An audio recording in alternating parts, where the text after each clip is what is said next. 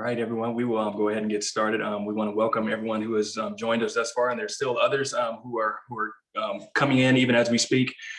Thank you for being here tonight. My name again, for those who weren't on before, is Reggie Weaver. I am a special programs coordinator for the North Carolina Black Alliance, focusing on our redistricting education series. And so this series is a partnership between North Carolina Counts Coalition and North Carolina Asian Americans together. And in a moment, we have our Deputy Director, Marcus Bass, who will be on to kind of give a few words of welcome from the Alliance and to kind of explain a little bit more about that partnership and why this program in particular is needed right now. Right now, I just kind of want to go through the agenda, just kind of tell you kind of what to expect for the rest of the evening. And then I'll turn it over to Marcus and our speakers for the evening. So just a second.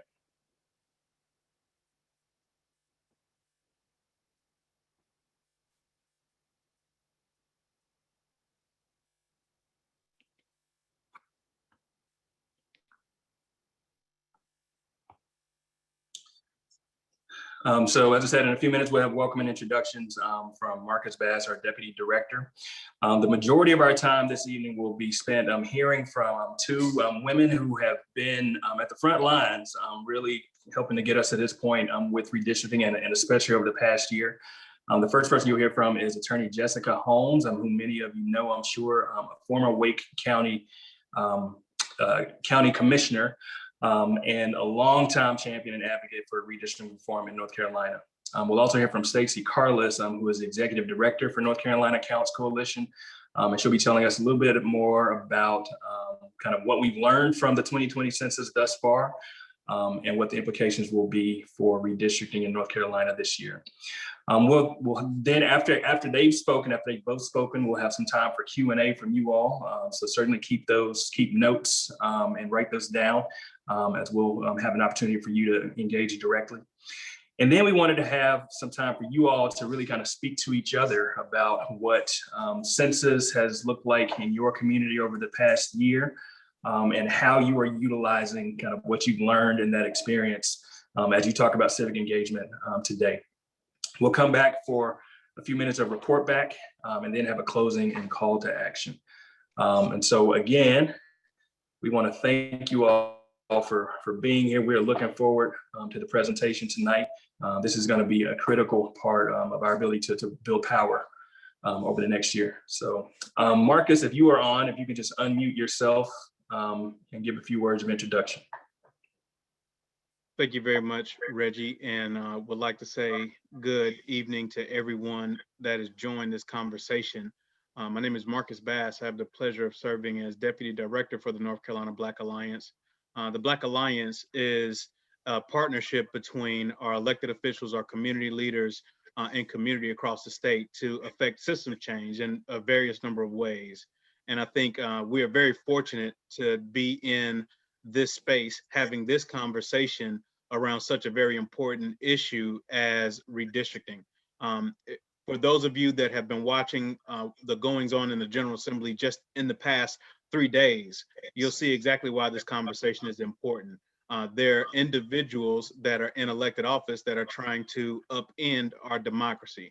They have been for a number of years trying to suppress the vote because the electorate is growing. It is not looking the same as it looked in the founding of the Constitution, the founding of America, or the founding of North Carolina. It is becoming more darker. It is becoming more female, and for those, and it's also becoming for those that don't want to see it. It's not just about land owning white men anymore. However, as we see the happenings in the General Assembly, we know that there is very little that we can do to create a balance of power other than, number one, vote. And number two, make sure we're watching the process intently. North Carolina is ground zero, and you hear the history from some of the leaders that have been a part of that history today for redistricting for a number of reasons. There has been 2 Supreme Court cases in North Carolina, but I think one of the things that's more interesting is regardless of your political persuasion, if you are a person of color in North Carolina, if you are a woman in North Carolina, your vote is being undermined before you can even cast a ballot. So many of us have engaged in voter registration initiatives, and we see residents dismayed by the political process, saying that they're not going to vote because their vote doesn't count. Well, we know that their vote counts, but they are partly right, because in this system that we have, this gerrymandered democracy, the elected officials are able to pick those that vote for them. They get to surgically decide how many votes, how many neighborhoods, how many communities are included in their districts. And that process has gone on for a number of years. Both sides of the aisle have played in this, but now it's time for us to have a very real conversation about how we can stop it. There are a number of organizations that have done this work for tireless numbers of years. We're excited to be in partnership with those organizations, but more importantly, in this moment that we're in with so much racial injustice, the leaders of the North Carolina Black Alliance found it fitting to partner specifically with the Census Coalition in North Carolina by way of NC Councilman Stacey Carlis, and also with North Carolina Asian Americans Together. And we have all seen the effects of racism on both the Black community, the Asian Pacific Islander community. We see the LGBTQ community being faced with a number of external and internal factors in regards to hatred by way of legislation and by way of supremacy. And so this notion of us partnering with these organizations specifically is intentional. We ask that you stay with us. There are 90 people, 91 people right now in this participant Zoom.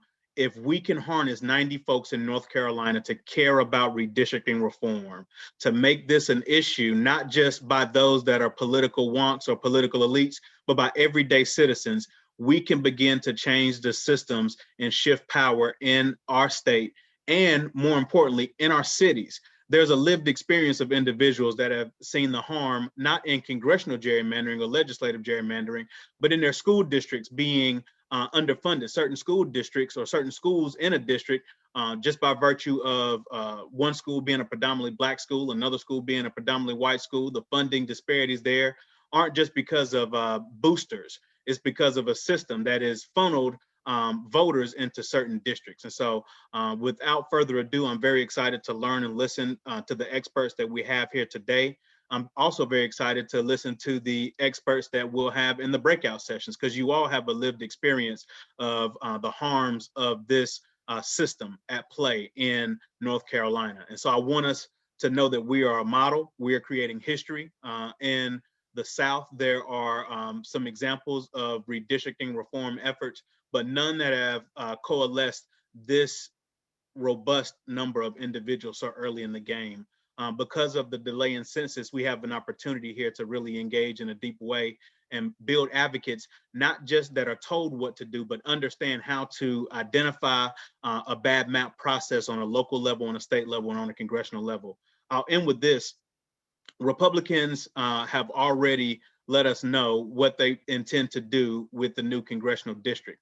And even though we are a nonpartisan organization, I'm speaking directly from a quote by a former Republican chairman of the state GOP, saying that they would ensure that the maps were drawn with a 10-4 split, ensuring that Republicans controlled the congressional process, making sure that there were 10 Republicans and only 4 spaces reserved in Congress for Democrats. That should not be the case. The voters should decide how many individuals in Congress represent whatever party, and at the end of the day should represent the people. And so we really want to make sure that we're watching this process. We know that all roads and all intersections of issues land at gerrymandering and redistricting, and we're excited to be engaged in this process for the long haul, not just for this moment. So with that being said, on behalf of Senator Valerie Foushee, the chair of the North Carolina Black Alliance, Courtney Crowder, the executive director of the North Carolina Black Alliance, I would like to thank you to this call of awareness by way of Code Red, connecting the dots between census and redistricting to make sure that we have access and power, political power, in a real way, not just at the ballot box, but even before we get to the ballot in the map making process, to ensure that the people determine who their elected officials are and not the other way around. Thank you very much, Reggie, and I will turn it back over to you.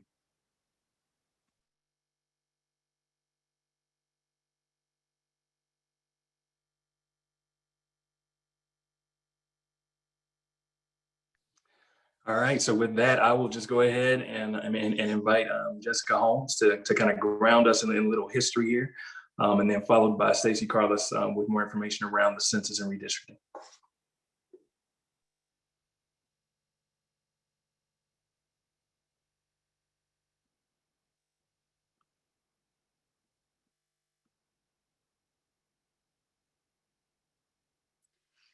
Good evening. I'll start by saying that Brother Bass has already preached and got us started off on the right foot. I could just listen to him for the next hour myself. But I want to touch on a couple things that he noted about us seeming to sort of have these reoccurring issues. You're going to see that as a common theme throughout my presentation. And at some point, we've got to stop. We've got to stop doing the same things and expecting different results. But there's some things that are keeping us from moving forward. And that's going to be the focus of my presentation. So to introduce myself a bit further, for those of you that don't know me, I'm Jessica Holmes. I'm an attorney. Many people don't know that my very first job out of law school was at Southern Coalition for Social Justice under the mentorship of now Supreme Court Justice Anita Earls.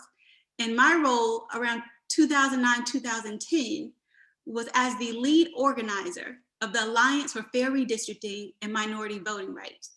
This was in response to the redistricting that would occur in response to the 2010 census.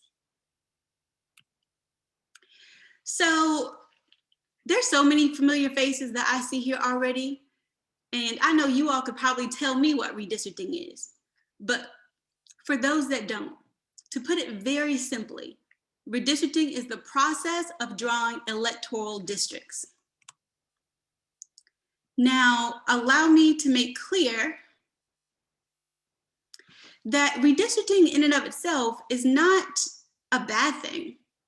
Redistricting after the census is something that happens, something that in and of itself is benign. The problem isn't the concept of redistricting. The problem are the people who draw the line, who then engage in tactics such as gerrymandering and packing in order to reduce our vote as minorities. So I want to just give you all a visual of what I'm talking about, an example of redistricting. So before you is the 2020 congressional map, and it details the lines of the current 13 congressional districts. Compared to what these maps have looked like in the past, these districts look pretty relatively compact. You see the colors, nothing seems unusual or atypical about this particular map. However, I want you to pay special attention to District 1 and District 12. Prior to 2020, the 2020 election, this is what we've been dealing with in terms of gerrymandering. So the slide you saw before was pretty and compact, but now if you look at the orange, it looks like someone spilled something. And if you look at the Congressional District 1, it looks like an octopus or something like that. I can't even tell. This is the perfect example of what gerrymandering looks like. Republicans made very clear that as it relates to these two districts, from a historical context, these two districts were intended to be majority minority districts. What does that mean from a redistricting perspective? They tried to pack all the African Americans and minorities and people of color that they could into these districts to secure that, to basically make sure that we could only elect 2 representatives out of the 13.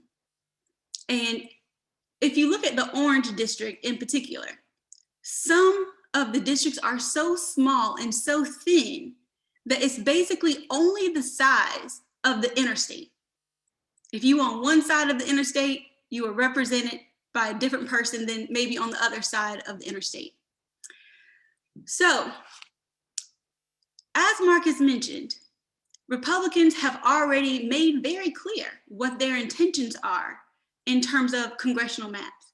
But as was noted, it's not just congressional maps that we have to worry about. It's legislative maps, it's county commission maps, it's city council maps, and so on. So redistricting is something that literally impacts every aspect of our lives from a political perspective. So one discrepancy that you'll see from the numbers Marcus talked about and the numbers that I mentioned. He mentioned 14 congressional districts. Stacy will talk a little bit more about the census and the reactions to that, but due to the census and North Carolina gaining growth in terms of population, we now have, or will have, 14 congressional districts instead of 13. So that's the discrepancy that you see. As of today, we currently have 13 representatives. And as of right now, there is an 8-to-5 split. There are 8 Republicans to 5 Democrats.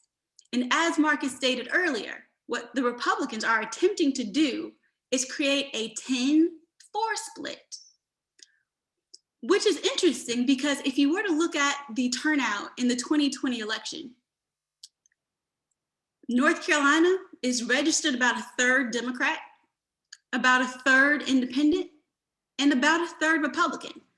So if the state is that evenly split, then how in the world do they come up with 10 districts out of 14 that are in their favor? And that, my friends, is the purest definition of redistricting. So I wanted you to be able to see these maps just up against each other. So you can look at the fact that now, in terms of what was voted on in 2020, you see District 12 is basically comprised into Mecklenburg County. It looks a lot prettier than what you see in the map above. Those maps were put in place around the year 2000. They were tinkered with a little bit in 2010, but for the most part, the 12th and the 1st congressional districts looked like this for 20 years until a court mandated that the General Assembly go back to the drawing board and address these maps. I'll also note that I mentioned these being majority-minority districts. What that means from a technical perspective is that ideally, we as people of color should be able to elect our candidates of choice. So out of the current 13 members of Congress, we have 2 minorities representing us. In Congressional District 1, also a member of the North Carolina Black Alliance, G.K. Butterfield, and in the 12th, Alma Adam, who is famously known for wearing her hats. These 2 districts have been litigated all the way up to the Supreme Court 3 different times.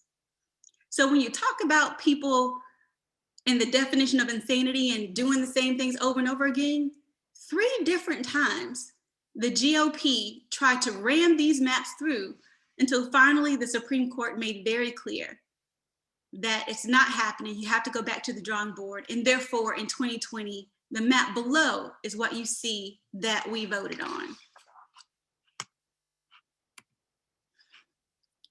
So in order to understand where we are, I want to spend a bit of time going back in time to talk about where we started. And I'm going to highlight 5 years that are of particular significance to our voting rights.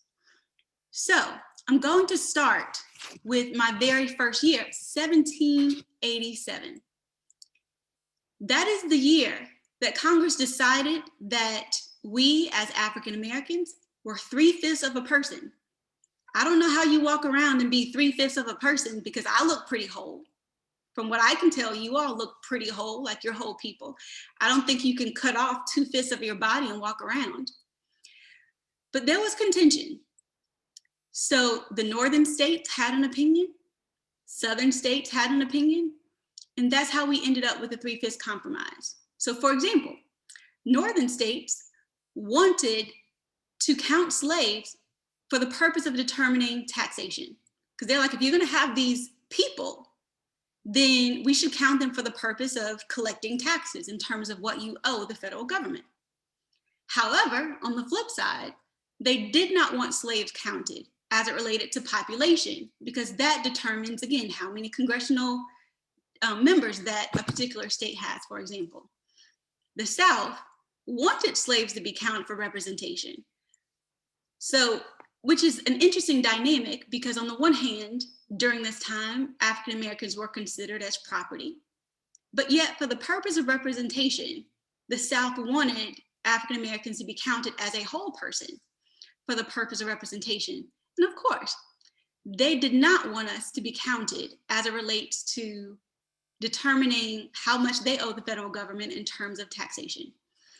That's when the compromise occurred that determined that slaves would be counted as 3/5 of a person, essentially, in determining representation in the House. And 3/5 of slaves would be counted for determining the purpose of taxation.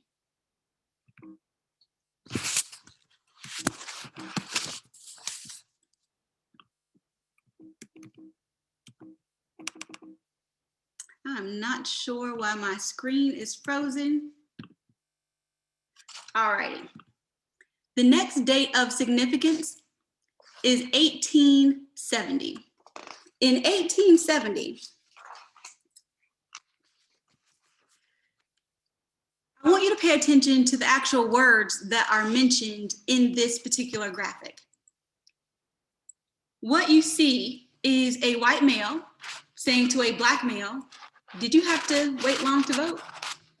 And his response is, "Only a few hundred years." That said, in 1870, that is when the 15th Amendment was ratified. It was celebrated, and the thought was that up until that point, up until the 15th Amendment, only white men could vote.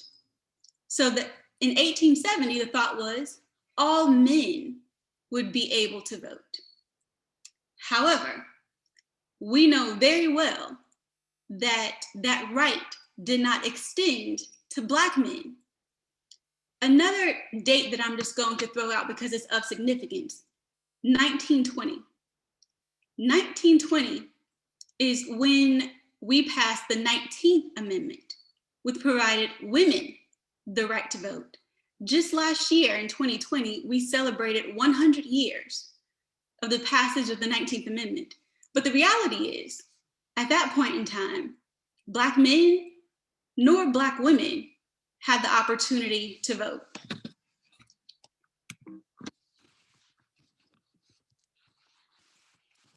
Another date of significance. What you see is an actual photo of men who carried out the Wilmington insurrection in 1898. As you can see, they are quite proud of themselves. This story is really just now getting national attention. Quite frankly, it's just now getting attention from a lot of North Carolinians. Truth is, I wasn't taught about the Wilmington insurrection in spite of the fact that I loved history, took additional social studies classes, and even took several African American history courses in college. This particular picture is a mob standing outside of the Black newspaper or the Black newsroom that they had just burned down, very proud of the work they had done. One of the reasons this day is so significant politically is because politics played a very significant role in this picture occurring. Quite frankly, after Reconstruction, Blacks were owning businesses. You have to keep in mind, at this point in time, Wilmington was the largest city, or rather the most populous city in North Carolina at this time. Blacks were doing well. They were owning businesses, they were providing for their families, and they were running for office, and they were winning. And white supremacy could not take it. Because of several African Americans winning city council races, this was the outcome. this mob came together and killed an unknown number of African Americans, burned homes, burned people, and ran many African Americans out of town.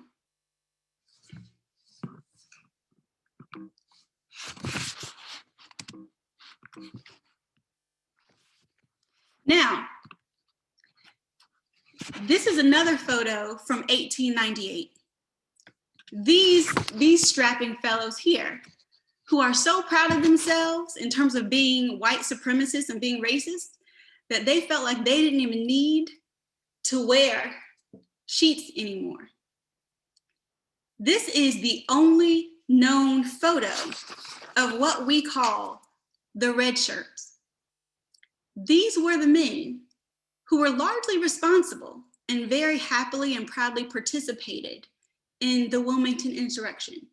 I'll also note, as it relates to the Wilmington insurrection, some folks refer to it as the Wilmington riot, the Wilmington massacre, but either way, it is a significant date in our history that represents the reality that every time we as people of color start to make advancements, there is a white reaction to that. And that white reaction is often dangerous and has very severe implications for Black people.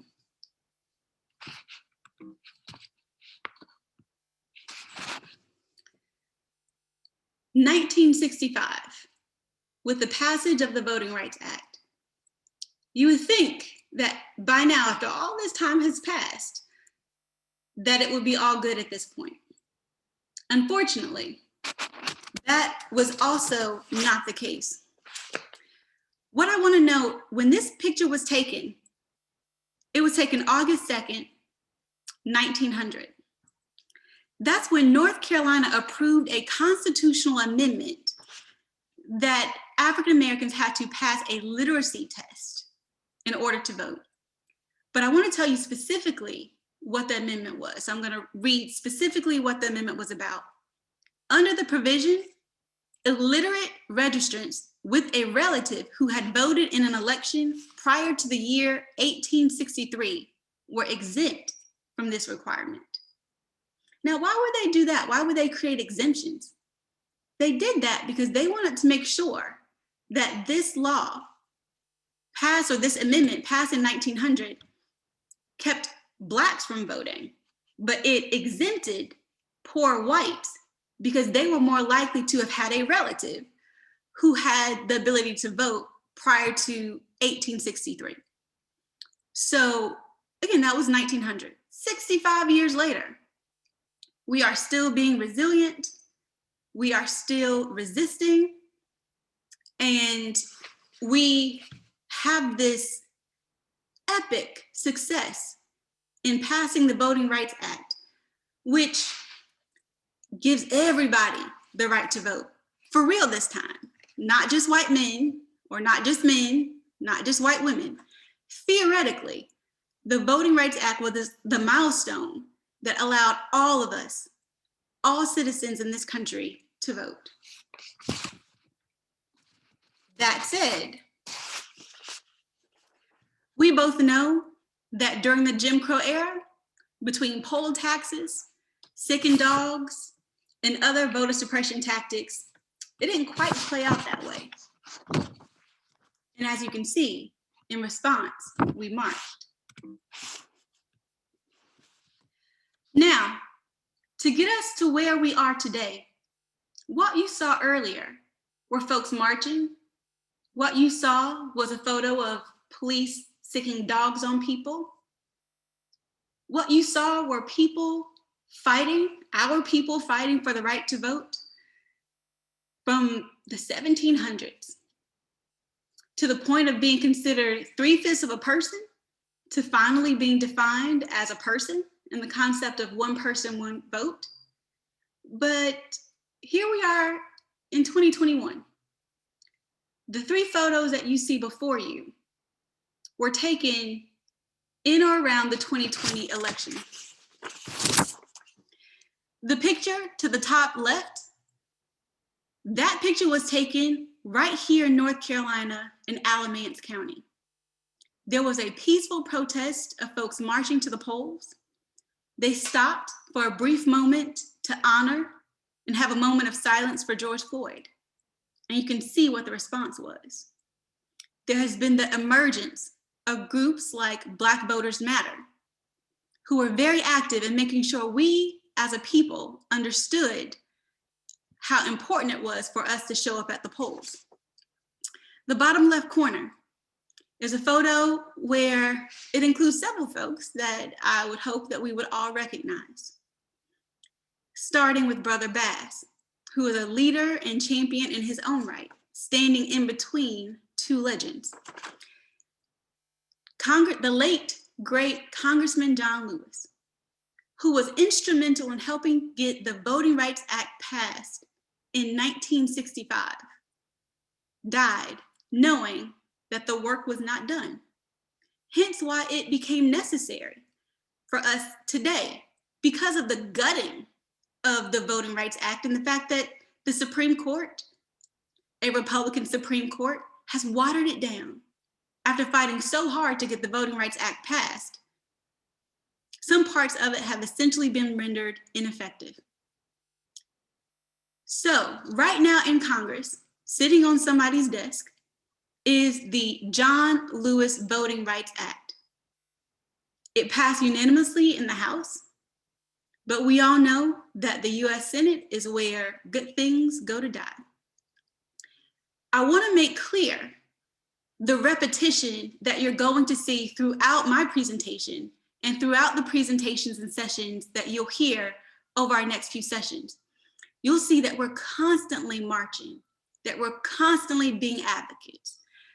And even though our feet and our minds are tired, we have to stand on the shoulders of people like the late, great Congressman John Lewis.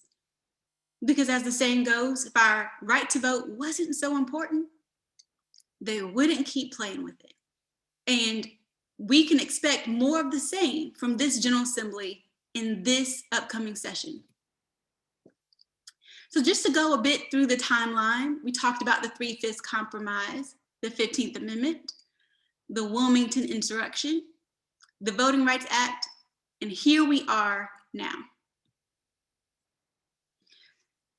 Just recently, in response to 2013, in North Carolina, putting in place one of the most egregious voter ID laws in the entire country, our very own Court of Appeals ruled the North Carolina legislature made changes to the voting process that targeted African Americans with almost surgical precision.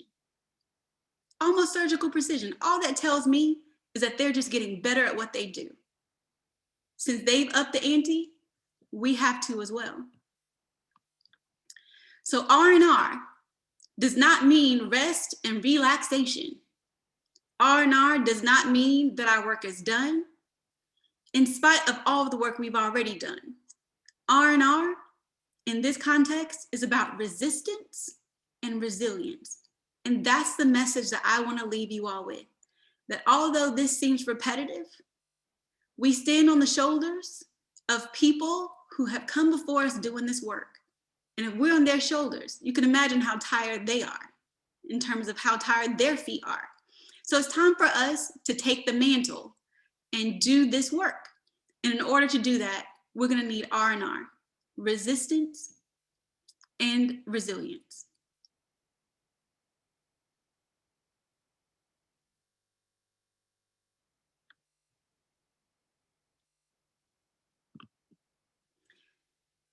Reggie, back to you.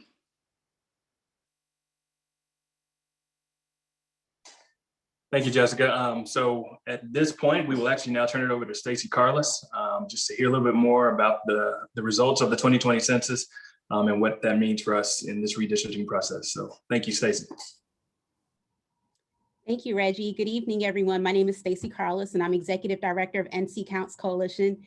Jessica, thank you so much for that message. It was so appropriate, and I don't even know how to follow behind that, but I love the R&R because you're right. There's no time for rest and relaxation. It is all about resistance, and resilience. So we're going to carry that forward for the rest of this evening and for the rest of this series and the rest of this years until we shake things up and change things so that our voices are heard.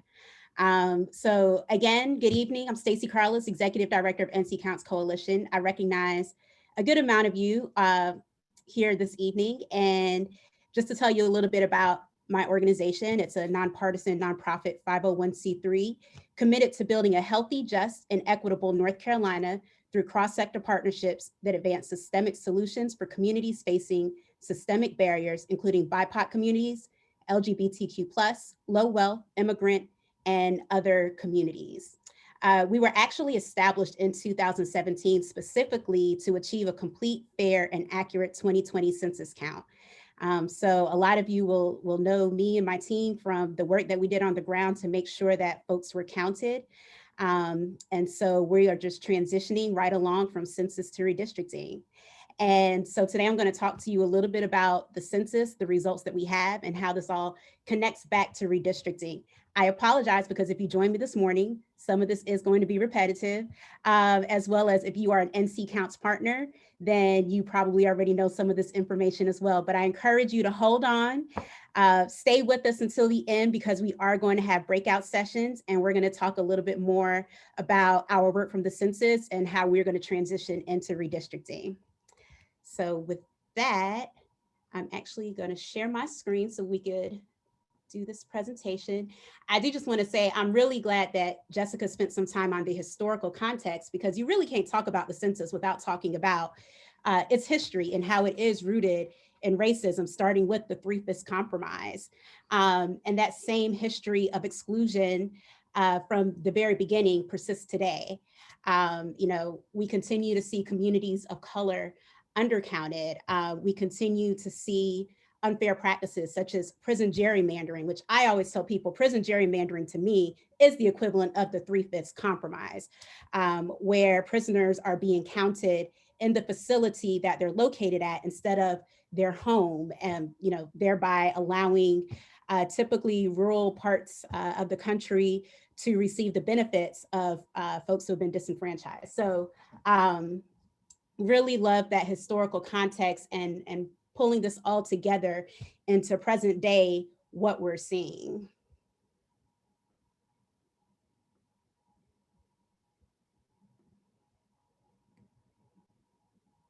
All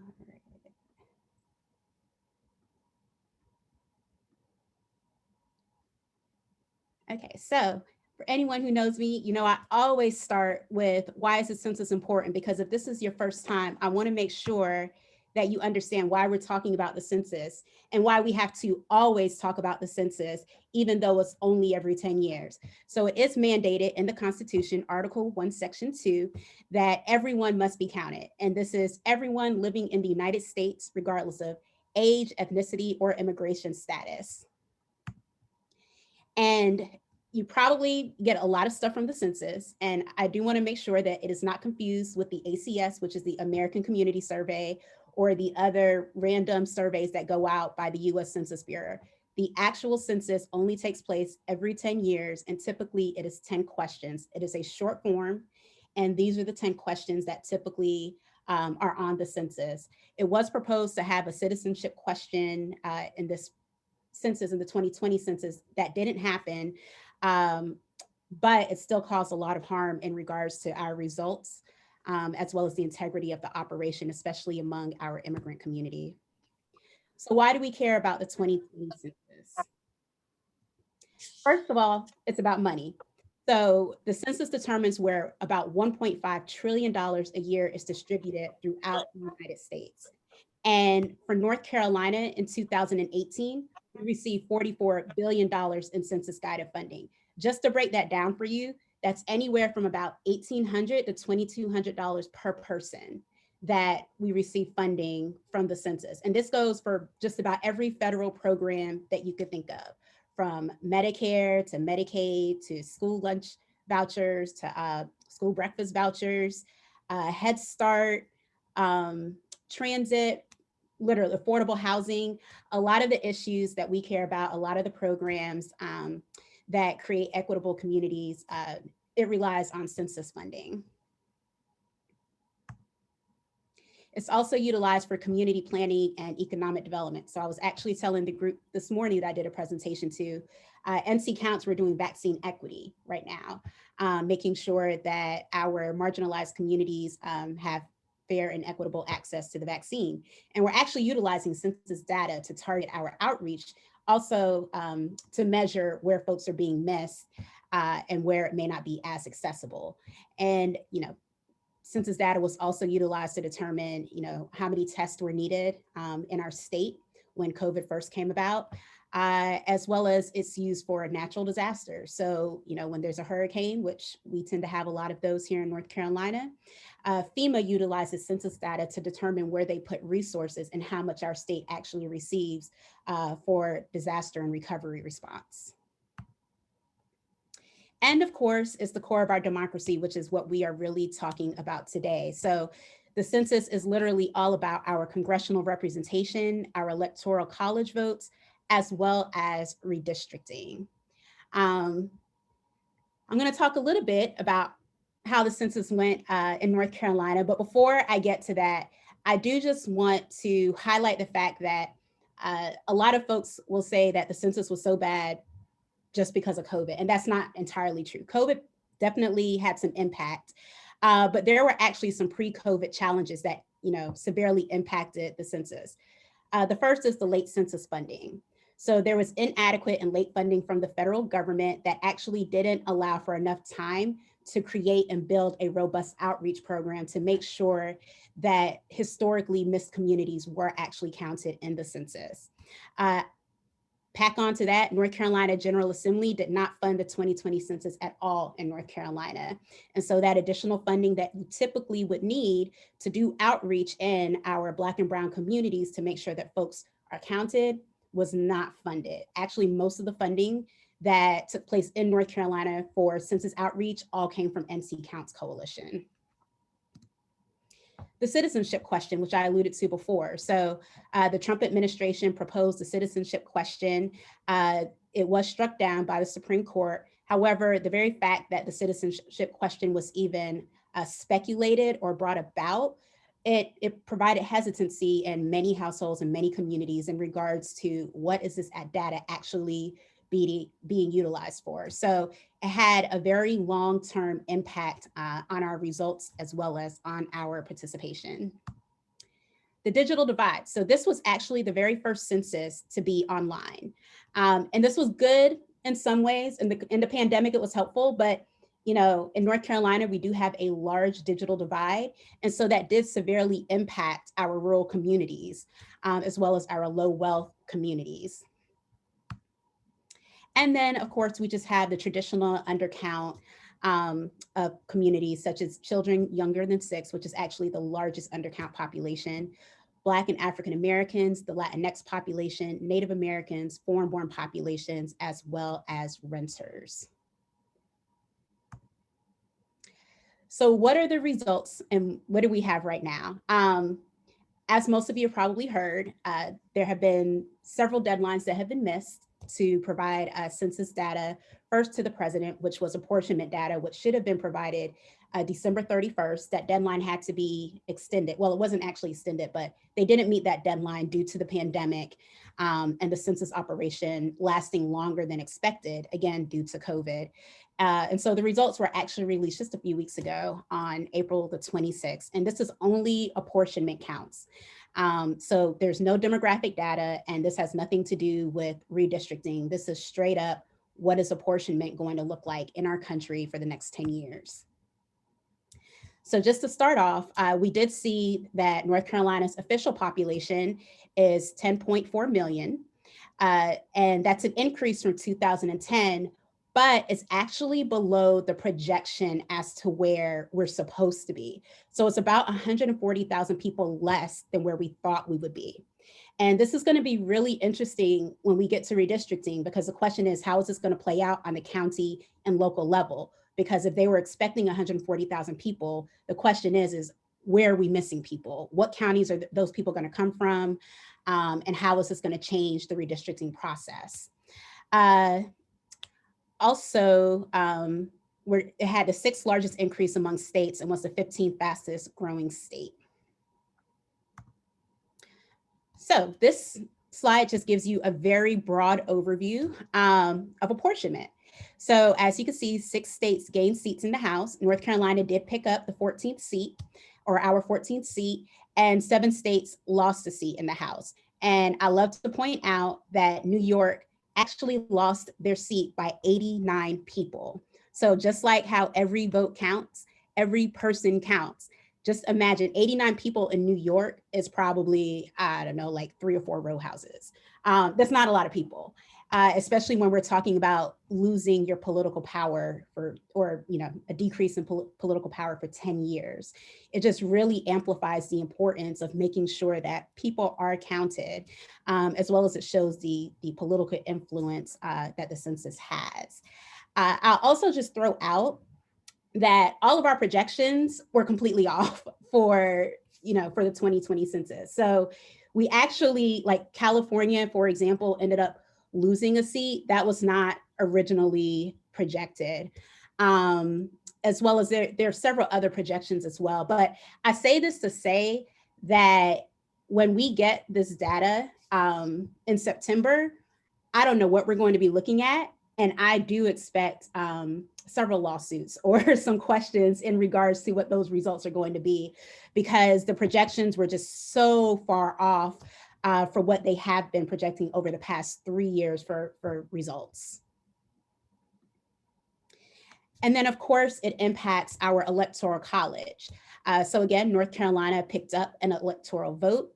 And then this just shows you all of the states that lost electoral votes. One of the things that you'll notice is most of the political power is shifting south and then to the west. So in the Northeast, great migration, folks are moving down south. And so it'll be interesting to see how this plays out in the midterm elections with the shift in political power. So what happens if states don't like the results? They sue. That's the only remedy they have, is to actually go to court and to sue. They don't usually win, but it is an option. With New York losing by 89 people, I would expect that they would probably want to file a lawsuit. I know that Governor Cuomo has already announced that they are looking into all of their options right now, and I'm pretty sure that some other states will be looking into those options as well. This shouldn't impact our state. Our 14th seat is pretty secure, but if you start seeing litigation in the news, just know that that's what it's about in regards to census at this point. It's probably in regards to apportionment and states who lost seats. All right, so the redistricting data files, that is what everyone is waiting for. I'm sure you've heard about this because there's been a lot of conversation in regards to municipal and local elections this year, as well as the timeline for elections next year. So the statutory deadline for redistricting data files would have been April 1st. The new target date is September 30th. And again, a lot of this is just due to COVID. We had, displacement of individuals. They have to have time to unduplicate records. They need time to double check records. Trump was trying to get the Census Bureau to provide his administration with information in regards to undocumented individuals. And so that took time away from the Bureau actually doing their real job of making sure that the records were accurate to, basically provide him with data that was actually unconstitutional in regards to undocumented individuals. So it's a lot of different moving parts that has actually caused this delay. And even though the delay is frustrating because it is impacting our elections, I also just want to uplift and highlight the importance of accurate census data. Again, New York lost a seat by 89 people. Accurate data is essential because this has to go back to our federal funding for 10 years, as well as our political power and influence for 10 years. So we want to make sure that people really truly are counted once, only once, and in the right place. So just to go a little bit more thoroughly through the change in the census timeline. The census actually started March 12th, which was the same week of the stay-at-home order here in North Carolina. And that's when the letters were mailed to households inviting folks to participate in the census. And then March 28th is when the US Census Bureau suspended field operations for 2 weeks due to COVID. April 1st is Census Day, but that's only a reference date. And when I say a reference date, that means that individuals are supposed to count themselves where they are on April 1st. It doesn't mean that that is the actual like only day that you could participate in the census operation. And then the Census Bureau asked for an extended deadline due to COVID-19 on April 13th. And with that extended deadline, the end of the census was supposed to be July 31st, so they asked to move it to October 31st. Apportionment counts were supposed to be delivered December 31st, so they asked to move it to April 30th. And redistricting files were supposed to be delivered March 31st, and they asked to move it to July 31st. In May, some field operations resumed in North Carolina from the US Census Bureau. They were in and out of the field a lot due to COVID to make sure that they were protecting, of course, enumerators as well as the public. And then on August 3rd, with absolutely no explanation, the US Census Bureau sped up the operation and they completely scratched the COVID-19 plan and they created this rushed plan. So the original deadline was July 31st. Remember, they asked for it to be extended to October 31st. And then all of a sudden they said, okay, wait, no, we're just playing. We really want September 30th, cutting off an entire month. And, you know, same thing with apportionment and redistricting. So what was the impact? It was less days in the field, and days in the field are extremely important when we're talking about counting Black and Brown communities, historically marginalized communities, historically undercounted and missed communities in the census. That is the time period when folks go out and they knock on doors and they get that missing information. So the door knocking operation would typically be 79 days. Under the COVID plan that they had asked, you know, for the extension, it would have been 81 days. With the rushed plan, when they came back and said, hey, can we end it in September? That cut it down to 52 days. So you could only imagine the results that you would get with such a substantial cutback in the actual amount of time in the field. And then the same thing for post-collection data processing. Pre-COVID, it was up to 5 months. With the COVID-19 plans, it went up to 6 months. And with the rush plan, they were trying to do it in 3 months. So the rush plan completely ignored the pandemic, as well as the fact that enumerators were not out on the ground as long as they needed to be. And it was pretty much going to impact Black and Brown communities to the point of which I think, you know, we'll see when we get the actual demographic data, who was actually missed in the decennial census. So advocates did respond. The National Urban League did file a lawsuit. If there are any attorneys on here, for me, it was very exciting to read these cases. I did enjoy it, I must say. But this just gives you, you know, an overview of the National Urban League case. And though they lost in the Supreme Court, they bought us a lot of time. And so while they were looking to end the census on September 30th, with this lawsuit and going back and forth through court, we were actually able to get at least out to October the 15th. So we just missed 15 days. And I shouldn't say just missed because it was still huge impact for our communities, that additional 15 days that we could have had. If you were doing census outreach, then you know what it was like, because every single day we just didn't know when the census was going to end. It kept going to court, people kept filing, and it would go back a week and it would go forward a week. And we just literally had no idea as to when the operation was going to end. So it was in complete turmoil to the detriment of our communities. So what are we looking at right now for redistricting in North Carolina? We're pretty much just waiting on this data. When we get the data, that's when we'll know where this 14th district will be. Folks always ask if we, you know, is it going to be in Wake County? Is it going to be in Mecklenburg County? And the reality is we really truly don't know. what we're going to have to look at is, you know, one, like I said, 140,000 people that were missed. I mean, were they all missed from Wake County? Like, you know, where are these miscalculations coming from? And each of our congressional districts will need to have a population of 671,000 people. So we'll see what happens on September 30th in regards to, you know, where the new districts will be. One thing that I have heard with some certainty from some experts is that rural districts will likely be bigger and urban districts will likely be smaller. Metropolitan districts will likely be smaller. So that is one thing that we'll probably see happening.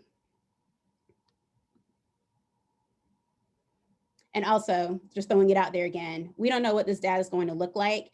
And even though this isn't the first time we've had bad census data, this is the first census during a pandemic.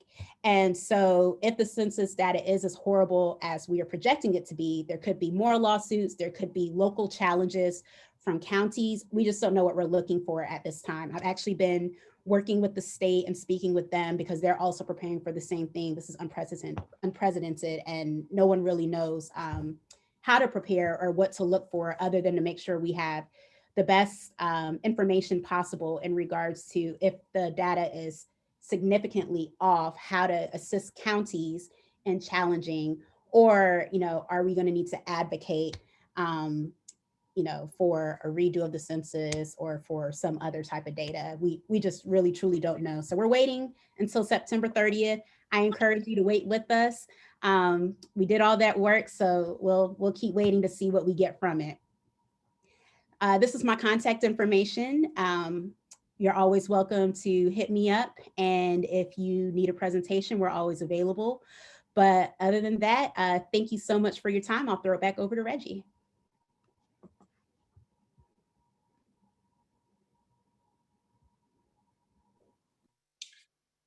All right, everyone. So again, thank you to both Jessica and Stacy for grounding us both in the history and then just the work that's been happening over the past year to prepare us for redistricting this year. So we're now going to move into a time of Q&A, and this is actually going to be a more extended time than we had planned. We have been saying all evening that we're going to have breakout sessions. And that has been the plan, but I'm going to own the fact that I failed to turn a setting on prior to the meeting that we need in order to do that. And now that the meeting has started, it is too late to add that feature. So we're just going to give more time for Q&A and then transition into, we also kind of want to test you on what you've learned tonight, just kind of make sure you've kind of taken everything in. And then we will move into a time of Q&A. So what I'm going to do now is I'm going to spotlight Stacy and Jessica again. And then what we want to do for questions in the chat feature, under the whole list, you will see an icon that looks like a hand raise symbol. If you want to ask a question, we ask you to raise your hand in the chat, and we will be monitoring that to make sure that we get all the questions asked and answered. So just a second while I spotlight Jessica and Stacy, and we will get to the questions. Reggie, as we wait for folks to send us questions, I've been monitoring the chat. If you message me about emailing you, know that I've been taking notes and writing your emails down. But I just wanted to acknowledge in following the chat, my favorite comment of the night. And that's interesting how the red shirts were replaced by police dogs and water hoses. State-sanctioned violence is an evolution of white supremacy. And I know I'm veering off topic a little bit as it relates to policing, but again, it's one of those issues where we just keep, seeing the same things over and over again. And right now, there's a bill in the General Assembly that, I'm going to take a moment of personal privilege to acknowledge. It's bad when we have to protest in order to keep our right to protest. So, pay attention to what's happening on Jones Street. Because it's not just redistricting that we want you to pay attention to. There's a lot going on, from a woman's right to choose, to education, policing, our right to protest. They speak a lot about the Constitution, but I want to slide them a copy because they must have missed the First Amendment. So I'll digress, and hopefully we've had some questions come in. So we'll take the first question from Angela Bryant. Angela, if you just unmute yourself and ask your question, we'll get that taken care of.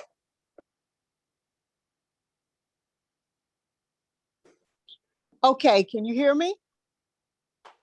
We can hear you. Okay. My question is to Stacy about the exact number per congressional district. I think she gave 175,000 figure of some other, 175 something.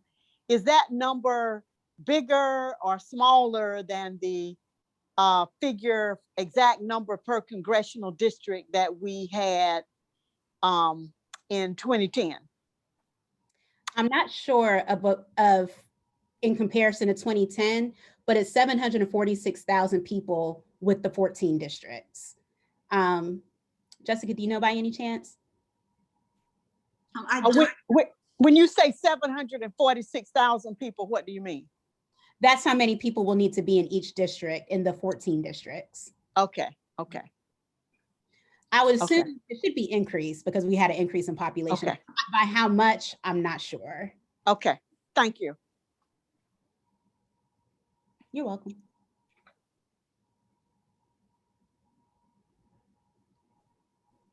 And the next question is from Amelia Lumpkin. So you can just go ahead and unmute yourself. Sure thing. Thank you.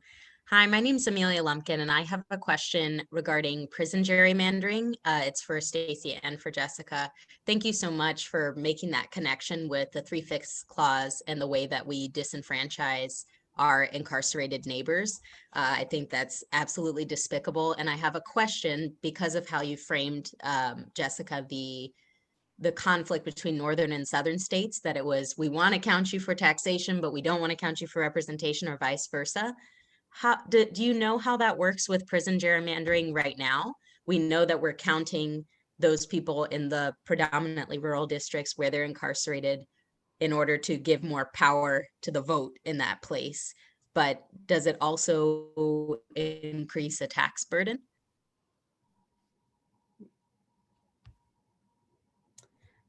I'm not sure if it increases the tax burden. That's a good question. I actually have to look it up. But I mean, otherwise, you're exactly right. So, I mean, typically our rural communities completely benefit, from incarcerated individuals who have no voting rights or any other rights, and they receive all that federal funding in their districts versus actually putting that funding, where they're located. And I will just add on, I'll find out an answer for that question, but I will also just add that one of the things that we're looking at NC Counts for the 2030 census is how do we support the, I think it's called the Prison Gerrymandering Project, to prevent prison gerrymandering. There's a lot of support behind it. Honestly, it just needs advocates to push it over the line. So I definitely encourage you to stay tuned because I'm pretty sure there's going to be some policy moving forward that we'll need like some sign-on letters to push that. The boss answered the question, but I'm just going to follow up with the reality of issues as it relates. I'm very glad that you brought up the prison population, a population that often gets overlooked. They have a very tricky dynamic when it comes to like being counted in the census. Also, when you look at college students in terms of, where do they live, they can also be a very tricky population to calculate. But I just wanted to, acknowledge and lift up the prison population as it relates to their voting rights. I'm just going to throw it out there that several governors around the country, for example, in Virginia, used the stroke of his pen to restore the voting rights of previously convicted felons, and that Governor Cooper can do the same. I'm just throwing that out there since there's so many advocates on the phone that, we might want to hit up our governor and express our support for him using his pen, his executive powers to ensure that everyone, quite frankly, who is, of voting age has the right to vote. And I also just note that this is a personal issue for me personally. Most people don't realize that my younger and only brother has been incarcerated for the past 4.5 years. So, you know, in terms of how the government's treating the prison population as it relates to COVID, as it relates to being counted and resources and funding in our prison system, that's a whole other lesson that, you know, we might have to focus on at another point. But I did want to thank you for lifting up that population. Thank you so much for that response and added curiosity. I'll be researching. Also, everybody check out Carolina Public Press because they have great series on the prison population in North Carolina. Okay, I'll be quiet now.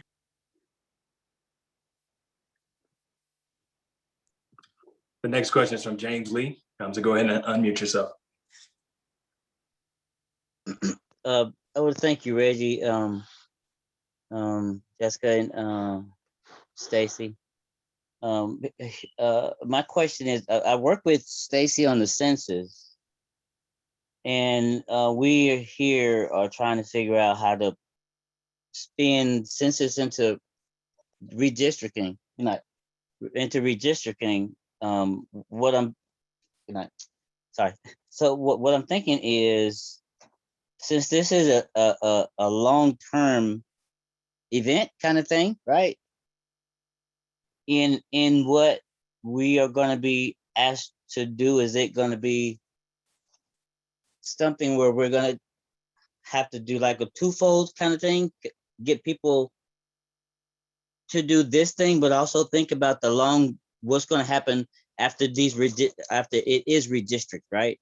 Whichever way it goes, will we be having to push the message of let's not stop here kind of thing, just like move on with the message of if it doesn't go the way people want it to go, that we still want to keep the message going of redistricting if it doesn't go our way, because the census is going to be coming up, sooner than we expect. And like she said, like we know that these numbers are going to be solid for 10 years. It's going to be something like we're going to be asked to do something to motivate people now and then continue that message on down the road some? If you can understand what I'm trying to say. I do. I think I do. That's a great question, James. So first and foremost, I think that this educational series is really highlighting the importance of ongoing education. And so even though redistricting may not be happening until September, we can start talking about it now. And not only here among our group of 91 advocates, we could start talking about it with our family members. We could start talking about it with our children, and we could start connecting census, redistricting, and voting so that people understand how this all plays together and how we have to be engaged throughout the entire process. And then also, again, just uplifting what Jessica said before, R&R, right? Resilience and resistance. And so there really is no stop. So right now with this educational series, we're going to spend, the next, I think, month, providing education and taking a deep dive into redistricting and what it is and how it intersects with issues that we care about day in and day out and the work that we're already doing. And then in the very end, we're going to provide you with some more education on ways that you could be engaged once we do get to that September date, because there's a variety of ways that you could be a part of this process, especially on the local level, whether that be providing public comment, drawing maps, or monitoring, monitoring, the word just slipped my mind. I'm sorry. The local districts, yep. And I'll say a little bit more about that toward the end, but thank you for setting me up. Thank you. So it's been a long day, y'all. But yeah, so James, I hope that answers your question in regards to what you'll be asked to do, or maybe not what you'll be asked to do, but ways that you could engage to make sure that we're moving this process along. Okay, all right. Thank you, Stacey. I appreciate it. Thanks. I just wanted to give space in case there are other questions. Again, feel free to raise your hand in the chat and we'll get that answered for you.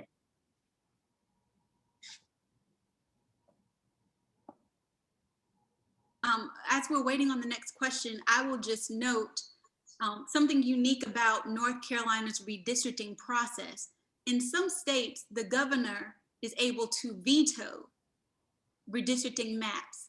In North Carolina, Governor Cooper does not have the authority to veto redistricting maps. So James, I get what you're saying about, oh, if we don't get it this time, you know, we get it next time. There are real consequences for not getting it right this time. In 2010, when we lost control of the General Assembly, one of the first things they did was enact voter ID. One of the next things they did was slash unemployment rates. One of the next things they did was reduce corporate taxes. So, you know, let's not necessarily get comfortable with the fact that we are in this vicious cycle of repetition. At some point, we want that cycle to stop. And this redistricting cycle is an opportunity for us to do just that. And just know, in this case, unlike other bills, the governor can't save us. The only thing that we are stopped by in North Carolina is the judiciary. And you all know how that went down when we lost our Chief Justice by 401 votes. So, you know, when you look at the composition of the Court of Appeals and you look at the composition of the Supreme Court, judges always say, don't forget judges on the ballot. And the fact that we lost our Chief Justice, the first Black woman to be named such in our state's history, by 401 votes, I could have went and knocked some doors and gotten that.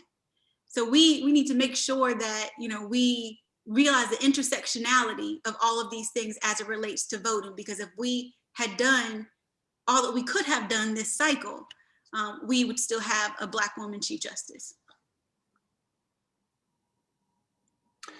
We have a question from Angela Bryant.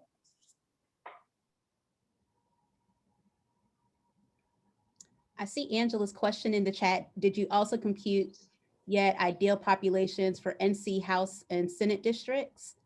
Not yet, but I'm actually going to copy that question and give it to our demographer and see if she can give me an answer. Okay. And Stacey, could you put that ideal congressional district number in the chat? I wasn't in a position to write it down or anything. I can. Thank you. Welcome. We also have a question from Evelyn Teasley.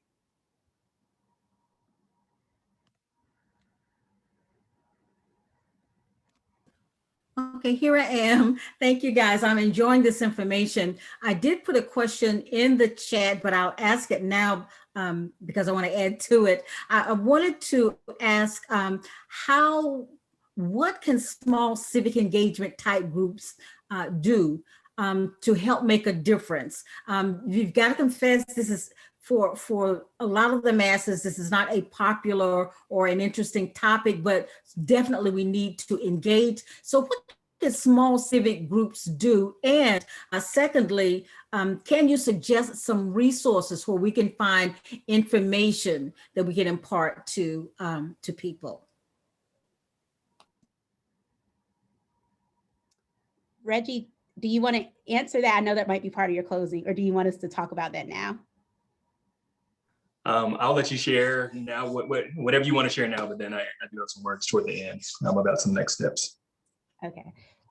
So I do think that the small groups, one, like I said, could, as you're out there talking about voting or, you know, any other civic engagement activities or anything that you're doing in service to your community, to also be educating the public on redistricting. I think that's one of the bigger components, because redistricting sometimes can be a little intimidating, right? It's a lot of lawyers. I don't want to say we already know, but it's likely going to go to court. You know, there have been weirder things. We're out of gas, we're almost out of toilet tissue, and Chick-fil-A's out of Chick-fil-A sauce. So who knows, maybe it won't go to court, but I think we do expect it. We expect the map to go to court. So I think, you know, spending some time on just educating people, you know, about the redistricting process is also helpful. And then Reggie's gonna give like some next steps in regards to monitoring the Board of Elections, school board, county commissions, and city council. A lot of times when we talk about redistricting, I think that we talk about it on the national level and we forget like how it actually impacts us on the local level, which is, you know, a very influential part of our politics as well and our political power. And so as a small community-based organization, you could start educating yourself on what the map drawing process looks like. How do you keep your community interests together? How do you, comment? Jessica, do you have anything to add to that? No, I won't add to it because I don't want to ruin our closing.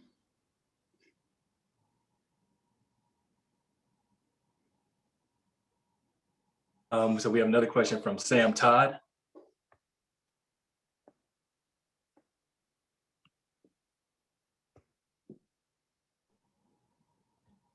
I want Reggie to be able to have his moment.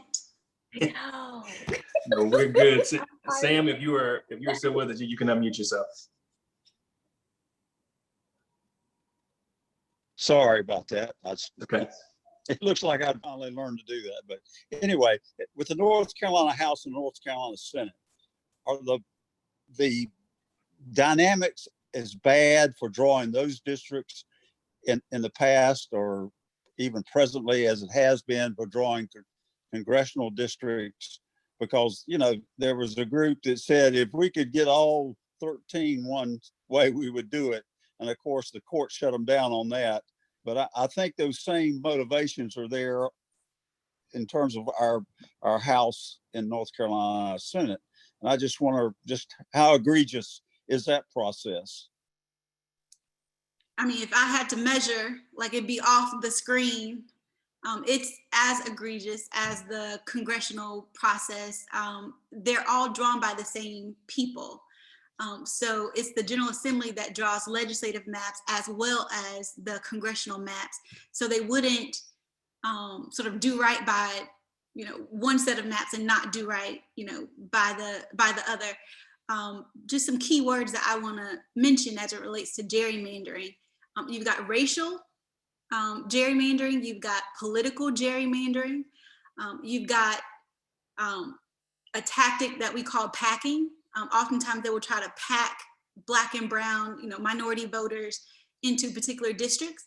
And I only use the congressional maps as an example because when you look at the shape, they're just particularly egregious. But rest assured, it happens at the legislative level, it happens at your county commission level as well. So at every level of government, you have some level of elected officials choosing their constituents as opposed to the other way around. Does one vote, one man, one vote apply in the state elections as well as, are the districts basically the same, or do they fudge numbers in terms of internal to North Carolina versus congressional? In terms of fudging the numbers, if I understood your question correctly, as Stacey had noted earlier, in terms of once we get the census data, the districts must roughly have equal population within those districts. So I'm just gonna say, for example, with the 14 districts, if we have 14 million people, then each district must have 1 million people. Now, how they slice and dice those, million people, and create the snake that I mentioned, or the octopus that looked like, the GK's district. That's where that's the redistricting process. But each district, whether it's a legislative district or a congressional district, must have at least, per the census data, an roughly equal population. Now, we can't cut babies in half, but aside from that, generally you have to have equal representation, and that's where the one person, one vote concept comes in. Thank you. Great question. We've got one more from Amelia Lumpkin. Hi there. My question is about data and technology. It was when I saw the court case come back from 2013, and like you mentioned about the surgical precision with which people were gerrymandered, it was part of my understanding that the reason that 2010 was so different from past censuses is that now, via big data and being able to gather and process large amounts of data, you were able to kind of have more specificity drawing around literal parts of neighborhoods as opposed to just drawing around a city or something like that. I understand that at that time, Republicans who were trying to gain power put a lot of money and investment into that technology. Do we have something like that on the side of democracy that's working with data or working with big data to use more technology to our advantage? Do we have something like that? That would be Stacy with her demographer and data nerd. So I'm going to defer to her on that one. I actually have no idea. Yeah, I really have no idea in regards to that. I could take that question back as well. I'm not as familiar with the technology side for data for redistricting as I am for census. Yeah, but that's a great question. I hope Kyle is on here. He wrote that question down. Well, Amelia, I'll mention one of the things I did back in 2010 was travel the state with a demographer who made sure that when we were moving lines, that we were also being mindful of the number of people, because it's like a puzzle. Like you can't change one district without changing the other. And so I would say it is absolutely a fact that technology is better than it used to be. And quite frankly, there's so much more information about people that's readily available. I mean, if you know, I was looking at a purse online the other day, and then I went to Facebook and it had the purse, you know, let me know it had gone on sale. And so all of these like things from the internet and all this personal data about yourself, it's all out there. And you best believe somebody's using it to their advantage in redistricting. Like I am certain they, you know, not only account for race, wouldn't surprise me if, well, they certainly also account for your political party, wouldn't surprise me if they accounted for gender. And so, I mean, it's very clear that the technology is absolutely better than what our founding fathers envisioned. Definitely. You're so right about that. The article I had seen was talking about magazine subscriptions. And I just thought about my house where they would see Essence, Black Enterprise, you know, and they would know, uh-oh, we here. So thank you for that response and continuing curiosity. Sorry for my nerdy and difficult questions. Oh, I love it. I like difficult questions because when I go back and answer it, that makes me a little bit smarter. So I appreciate the hard questions. But yeah, I mean, even things like zip code, you know, tell you a lot about people. Quite frankly, there are zip codes in Wake County right now where there's a difference in life expectancy of, you know, 10 to 12 years. So there's a lot of data out there, and you best believe that, you know, Republicans and Democrats both are shifting, you know, sifting through that data in a rat race of sorts to get people to join their respective parties and or to gerrymander maps to their advantage. Thank you.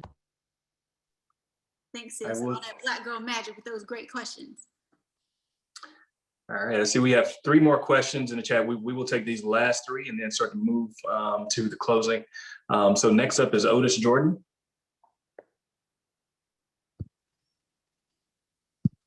Okay, I almost forgot. Can you hear me? I almost forgot to unmute myself.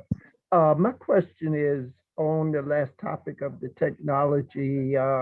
In that question, since this is what Republicans use so effectively to gerrymander, the question is, are we going to take advantage of that technology, or is anybody already have something to that effect to use, as she said, on the side of democracy? Otis, I can confirm that we have that technology on our side as well. We have access to that technology as well. The issue is we are not the party in power, and therefore we are not drawing the maps. So, you know, like, you know, there is a majority of Republicans in both the House and the Senate. So although we have broken the supermajority, there's still a majority. So the party that is in the majority typically controls the map drawing process with little to no input from the other party. And I can't just say Republicans did this, because when Democrats were in power, they did the same thing. So it's very normal for the party in power to control the process. So even though both sides have the same access to the technology, you know, they're drawing, they're leading the Could process. I jump in there? Okay, yeah, I understand, but what I'm saying, can we use it to against it as the Republicans try to continue to gerrymander since they have the power? Can we use it to draw the maps the way they should be and have an argument against the power, the use that the Republicans are making of it? In other words, let's call this a weapon. Yes, the answer Right. to that question is yes. And in 2010, that was literally my job, to go around to different communities and have communities put the lines where they wanted the lines to be. And we produced that map to the General Assembly. So when they said, oh, we had to split, you know, A&T University, which is an HBCU, we were able to say, no, you did not need to split that HBCU, or you did not need to split that community of interest. And in 2010, those maps were also used in court against the Republicans. So that's something that is a normal part of the redistricting process. So yes, we absolutely use it in that way. And we also use it to fire up communities. So if they split you and your neighbor, you know, we want to educate you about that so that you and your neighbor both will show up at the public hearings.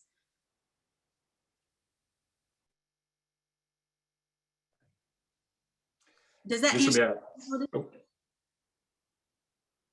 I think he muted himself again. Yeah. So this will be our last question from Jennifer Albright. Hi, thank you so much, both of you. Back to that same question, is there any entity in the state that's actually drawing neutral redistricting maps that you then can use in a court situation? Because what you're saying is if you're going individually and around the state, you're spending a lot of energy and a lot of time meeting with a lot of people. Is there a way to create sort of a neutral set of districts that are neither Democrat or Republican? Thank you. Yes, absolutely. When I said that SCSJ produced a map, they weren't the only ones who produced a map. So for example, the Legislative Black Caucus, you know, produced a map, SCSJ produced a map, an independent group produced a map, and, you know, made the argument, just like you're saying, that, hey, our maps are neutral, they're not Republican, they weren't made by, you know, Republicans or Democrats.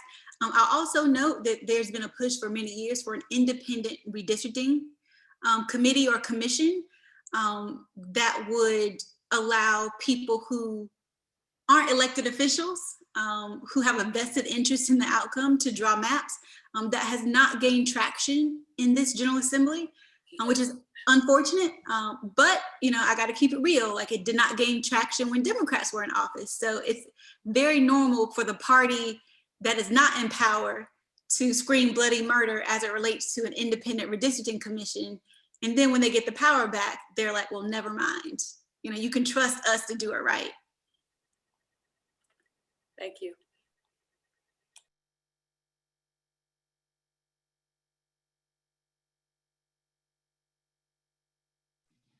All right, thank you, everyone. And again, thank you to Stacey and Jessica, both for your grounding, but also especially for an extended time of question and answer. I think it was very helpful for all of us. So now we want to check you all out and just see what you all have learned. We have a series of kind of polling questions from more so from Stacey's presentation, just to make sure that what you've heard tonight is sinking in.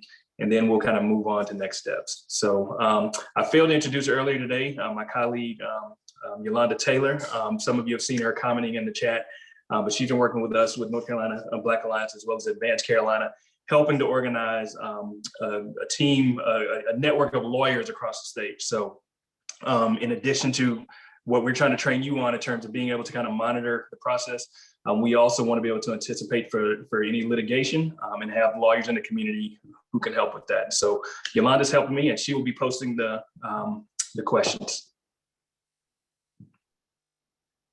Okay, I'm about to launch the poll. Thank you all for joining us tonight, and thank you Reggie, and our great speakers, Jessica Holmes and Stacy Carlos. We appreciate you. You should see the poll. Do you guys see it? Let me know. I want you all to just. Yes, I see it. Okay, great. I don't see it. You don't see it? I see it now. Okay, great.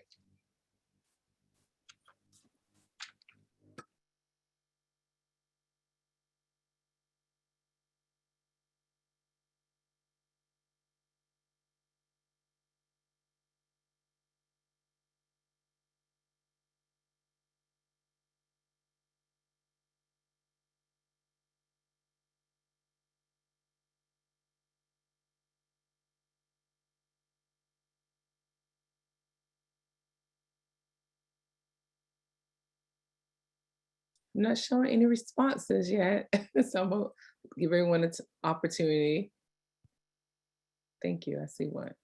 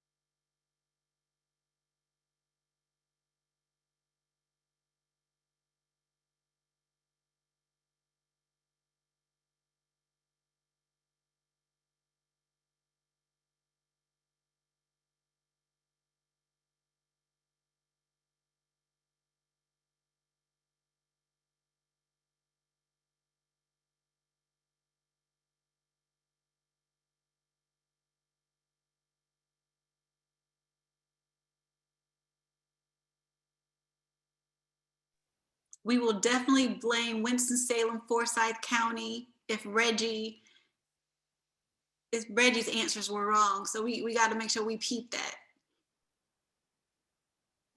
And I'm showing that 43 of 74 participants have responded. So I'm just gonna give everyone maybe, I don't know, maybe 5 more minutes. Yeah, we need a few more minutes. Yeah, because I know there's 5 questions, so. While we're doing that, Jessica, I'm gonna go ahead and shift blame right on over to North Carolina Counts Coalition. These questions came from, I'm not gonna name who, but it came from them. So if the answers are wrong.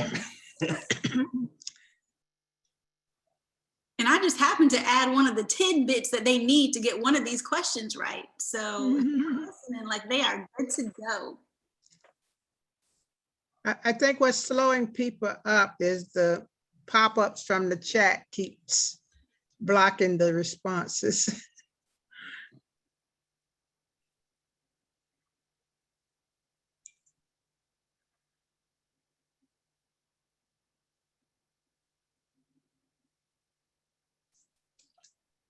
You can move the chat box out of the way. I had that problem.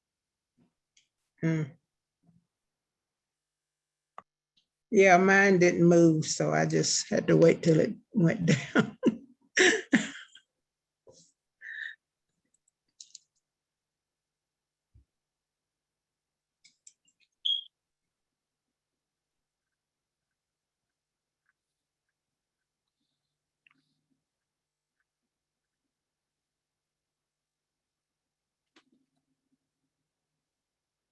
I'm sorry to add a distraction, but just wanted to raise as well while we've kind of got some time.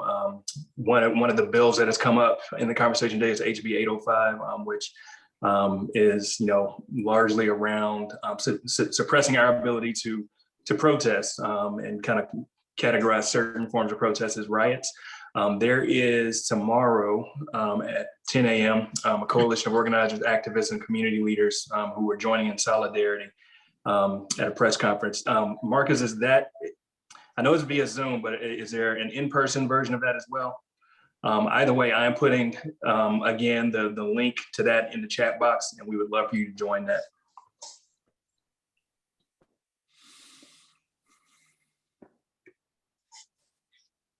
I think it is all virtual, Reggie. However, there's some participants that will be that are in this session that will actually be speaking at the press conference tomorrow. So while it's all virtual because of the gas situation, we are making sure that we're letting folks know to please participate. And there's many ways that we can make our voice heard at the General Assembly, even virtually. So look forward to that conversation tomorrow and the press conference. Excuse me, could you send an email out to us so that we can circulate it to our various advocacy groups? Because I was totally unaware of this. Yes, ma'am. I will get the email to Reggie, and we can make sure all the participants have that email, and we can do that before the session ends. Thank you. Could I ask a question here? Go ahead, Mr. Jordan. Okay.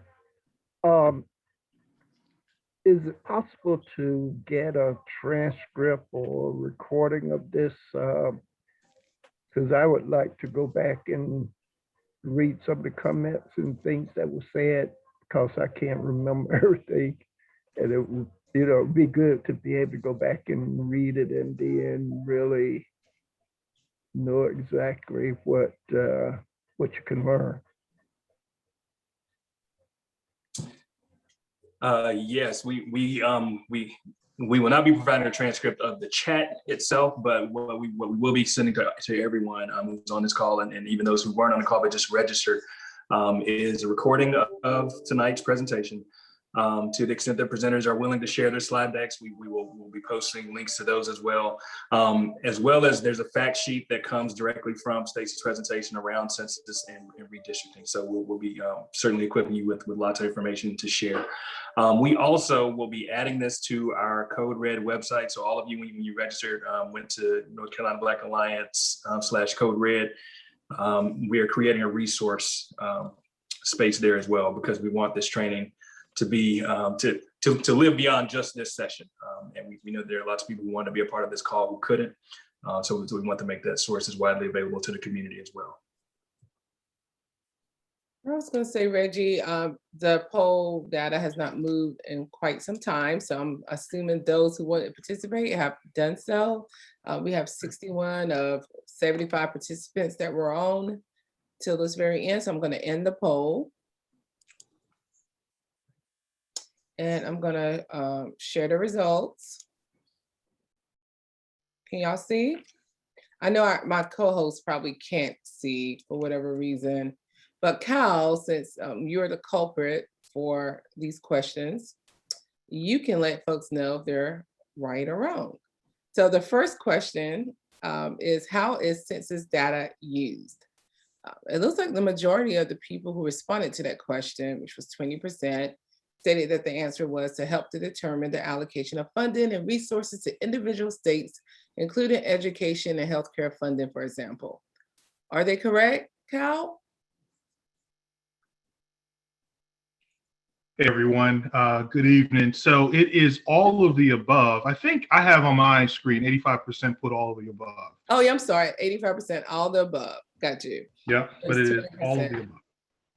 Okay, so the majority of you guys were correct. Thank you, Cal. Stay on. So what is redistricting? The majority of folks, 82%, stated that redistricting is the redrawing of boundaries for electoral districts on maps. Followed by, I guess, the second answer, where the majority of people polled, was that the development of maps for electoral districts that focuses on giving an advantage to a specific group. So who's right, the 82% or the 33%, Cal? The while the cynic side of me says that the 33% might be right, it really is supposed to be the redrawn of boundaries for electoral districts on maps. Okay, it was kind of tricky, right? Yeah. So those of you who said the redrawing of boundaries for toward district zone maps. You guys were correct. And number 3, currently in North Carolina, who is in charge of redistricting? It's multiple choice question, of course, like the others. And it looks as if the majority of folks, 61%, stated that the North Carolina legislature and the governor cannot veto. And Jessica, right, stated that.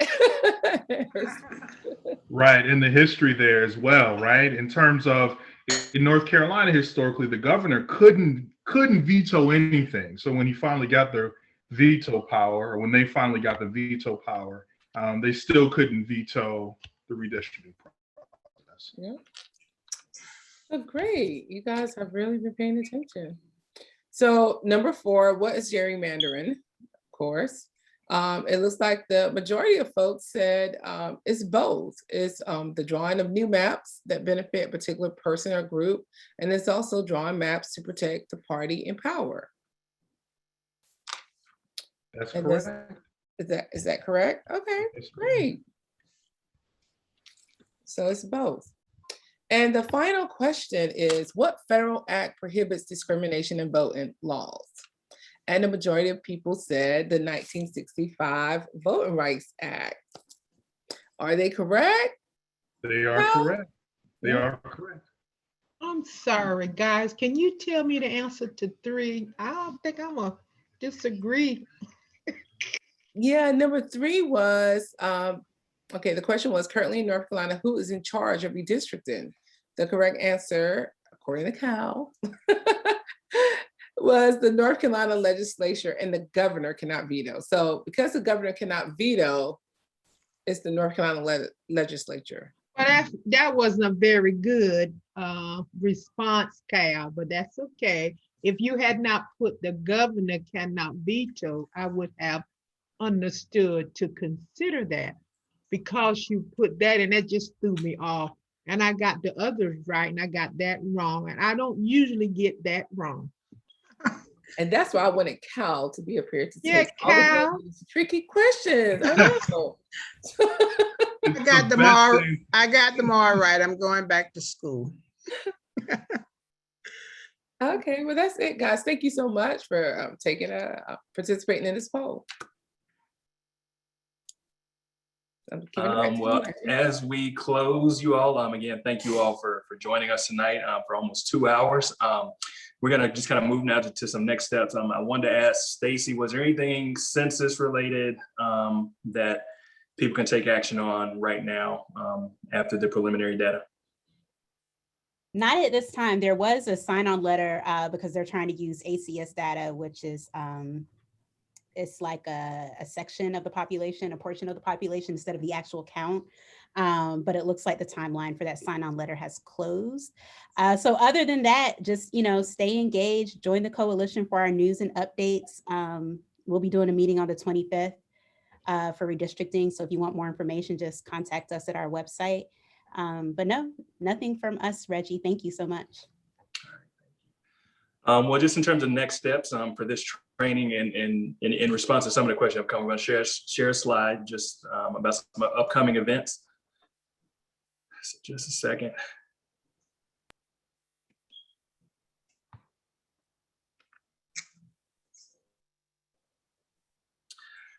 So as you all know, this is a series of trainings. This is the first of 4 parts. And so first of all, what we would love for you all to do, especially if you enjoyed this presentation and think that you and your communities can benefit from it, we invite you to sign up for the next 3 sessions as well. So today, was really kind of some grounding in kind of the history of kind of attacks on the voting rights of particular of communities of color, and then kind of connecting that to census and redistricting. Next, we'll move a little bit deeper into kind of the levels of redistricting and kind of talk a little bit more about the history of bad maps, as well as explore some of the legislative proposals that have been proposed to correct this. We'll take a couple of weeks break and then coming back on June 9th. And this really gets to, I think, a lot of questions today were around how the redistricting process really affect various issues, both at the local and state and including federal levels. We'll have a session kind of dedicated to that, just kind of helping people to understand that connection. This might be a good session, especially if you are someone who really struggles with how do you help people to understand the importance of redistricting. A lot of times when we talk about gerrymandering redistricting, it can sound really kind of wonky and kind of boring and just kind of disconnected, and people don't understand why it's important. This is important because it helps people understand that the way maps are drawn obviously shapes who gets elected, and that shapes our ability to move various issues. So certainly encourage you to join that. And then I think specifically, I think it was a question that Evelyn raised, and I saw some others in the chat, just around this kind of the practice of map drawing itself. And so questions like, are there tools that are available to kind of help us to combat some of the gerrymandering that's happening, help us to understand how at least to make good comments on bad maps. We have a session that's more kind of redistricting in practice on June the 16th as well. In that session, we'll have both lawyers and a demographer as part of that to kind of help you to understand some of those tools. All of these sessions are leading toward your ability to monitor the redistricting process. We have emphasized, or we as an organization are really emphasizing specifically the kind of county and local districts. We are part of a network of organizations. All of us will be addressing the legislative and congressional as well. Often what gets overlooked in these cycles, however, is that local redistricting process, which really impacts our lives maybe more than any on a daily basis. And so we want to be able to equip you to monitor those processes.